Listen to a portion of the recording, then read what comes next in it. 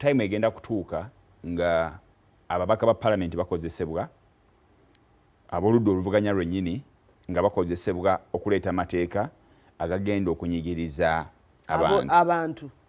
Ekyo kireeta ebintu bibiri.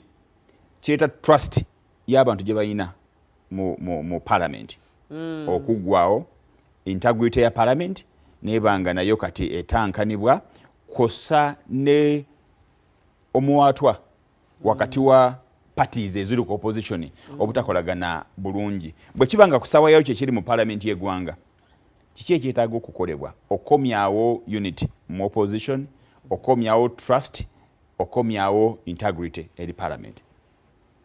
Ndowooza ekyo kijja kuviira ku bakulembeze be tulonda nga tutwala mu parliament.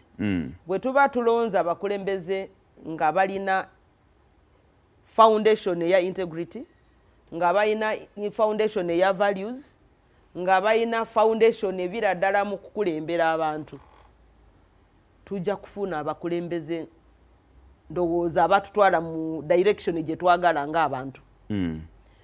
Problemu gye tuyina kati mu ggwanga lyaffe, ne bwe tugenda ku ludda oluvuganya gavumenti, osanga nti tulina abamu ku ffe abali ku ludda oluvuganya gavumenti abalina memorandum of understanding with the leading government. Tuyina EDP eya mukwano gwange Nobert Mao eyina understanding ne government. Naye ate era nabo bali mu parliament batula ku ludda oluwabula gavumenti. Tulina UPC eya mukulu wange Kena era nayo balina understanding ne government ate era nabo batula ku ludda oluwabula gavumenti. Kati bw'oba ogenda kulonda leader of opposition nga lumu nga bwakukoze proposition nti abali mu parliament ab'oludda oluwabula gavumenti naddala oludda oluvuganya gavumenti be baba batula ne balonda leader of opposition. Bano nabo abalina memorandum of understanding ne government nabo otula nabo balonde. Bali bayiseeko abantu ba Uganda nti muje tutule tulonde prime minister w'eggwanga kubanga ajja kuba prime minister w'eggwanga. Bo bagamba bali mu buyinza beberondera wabo. Kati lwaki ffe abali ku opposition tutandika okwelegislating out of power? Kubanga oba onafuya amaanyi ga democracy, oba onafuya ebibiina ebiri muki ebiri mu opposition, obijjako n'obuyinza obutono bwe bubadde birina, naddala epate ebadde erese majority mu parliament eri ku oludda oluwabula gavumenti, bw'ogamba nti omuntu waayo kati omusadaase ogamba nti bali abali mu parliament be baba basalawo anti goleeta abana yaba reportinga kwani goleeta abana abo baleetera ani bana abalala bagenda okuba nga afuga nabo. Lwaki bw'oba oleeta abana lwaki tebakukkiririza ddala nti omulonde? That is what the law says. Tewanalabikawo kintu kyonna ekibi ekitugaana okulonda. Tulonze ba leader of opposition with the party that is in the majority. By the way, neteeka lino the Administration of Parliament Act ekkiriza eri party erina numerical strength to reach out to other opposition political parties. Okubagamba I have Winnie gwe njagala kutwala mu parliament as the leader of opposition. Mukiina ku buzibu oba nedda. That is what the law says. Before nga tebanaba kumulonda gundi alina leader what the party with a numerical strength. That is what the Administration of Parliament Act says. Akirizibwa. Katononyo waliwo embeera eno eya actually Katikkiro wa Buganda yagendako mu parliament. Yes. N'abaako ye endowooza ye gy'ayagala okuguza parliament ng'agamba nti bwe tumala okulonda presidential elections abadde owookubiri aba n'omuwendo gw'abantu mungi. Yes. Omuntu oyo owookubiri butereevu yandibadde ajja mu parliament y'eggwanga n'atekingirawo over ekifo kya leader of opposition kubanga abantu bano bamulonze babeera bangi era ng'omuwendo ogumukkiririzaamu mungi nga still ne opposition erabika nti ekkiririzaamu omuntu oyo. In fact ekintu ekyo twakyogerako in 2006. Nzijjukira twali awo ku pate ya FDC n'ajja Nankumbi nga tulonda leader of opposition. Nga weesimbyewo nga tebanagenda kwesimba akalulu nga kakaggwamu bwe kati. Nzijjukira muzeeyi Njuba. Yes.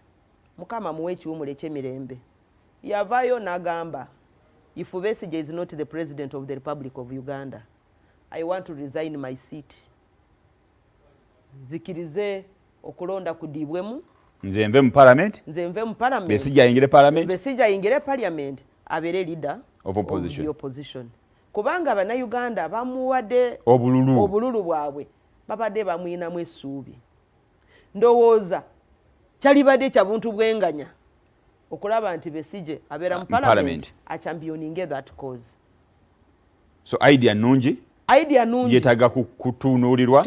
Yetaga kutunuulirwa. In fact lumu singa yalese ekyo nagamba naye manyi Bannayuganda waliwo ebintu bingi kubanga ggwanga lyaffe ne constitution yaffe ndowooza ye ewa amaanyi kwoli ayiseewo byebyo byobadde obuuza ebyekinya nti abakinya bo nga abakola ebintu byabwe mu ngeri y'enjawulo.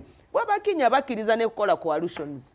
Kati bwe baba bakoze coalition yaabwe nga balaba nti coalition eyo yegenda bayamba bakiteeka mu mateeka saawa ezo ne bagamba kinya kwanza kati bye tuliko orange gundi negata ne ODM ne bakola another shade kati eyo shade gye bagenda naye mu kalulu ne wano singa tubadde tulina constitution etukiriza okola ekyo ekintu owekitiibwa Katikkiro kyagambye kyalibadde kirungi kubanga omuntu gwe balonda abantu baba bamwinamu essuubi baba bamukiririzamu toyinza kufuna obululu emiliyoni 3 nobanga ne bakuyisama amaaso ne bakulaga ng'ekintu ekitalimu. Onali akadde katugenzeeko njagala nga tumaliriza katono nnyo dakiika emu 2 wadde akadde kagenze ne dakiika emu 2 okwogera ku kibiina kyo ne vision gye muyina eri Uganda. Alliance for National Transformation is a political organization nti ekiririza mu okuzza Uganda ku mbeera ate era n'okutambulira ku mateeka agaza institutions mu mikono gy'abantu. Ebye tuliko saawa zino government etambulira mu mikono gy'omuntu omuntu ng'omuntu sekinoomu. Olaba nti courts ziri mu mikono gya president, parliament eri mu mikono gya president. Yesonga lwaki olaba nti buli omu aba atudde wali mu parliament nga kanula maaso alaba Museveni ayagala kiki emba ndeeta mu parliament. Bye bitusizana ku bino naye ffe etukiriza nti institutions bwe ziba zikola parliament will be active ejja kucheckinga executive echeckinge ne judiciary ng'ekola ng'emanyi nti eri independent of parliament ate eri independent of the executive. Buli omu akola omulimu gwe awatali okugamba nti waliwo alinyirira munne amulinyirira mu mirimu. Abannayuganda tweyagalire mu ggwanga lyaffe era tugende mu maaso.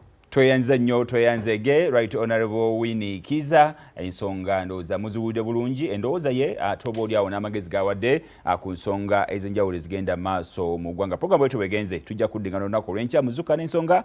Nze Maurice Mukibyo Mugave ayi Katonda kuuma maaso moji.